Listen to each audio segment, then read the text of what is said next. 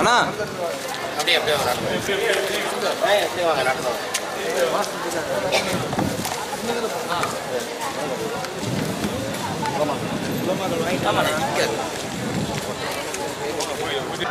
தமிழ்நாட்டில் உள்ள பள்ளிவாசல்கள், அரபி மதரசாக்கள், அனாதை இல்லங்கள், தர்காக்கள், அடக்கஸ்தலங்களில் இவைகளில் பணிபுரியக்கூடிய ஊழியர்களுக்காக வேண்டி தமிழ்நாடு அரசு உலமாக்கல் நலவாரியம் என்ற ஒரு வாரியத்தை அமைத்தது.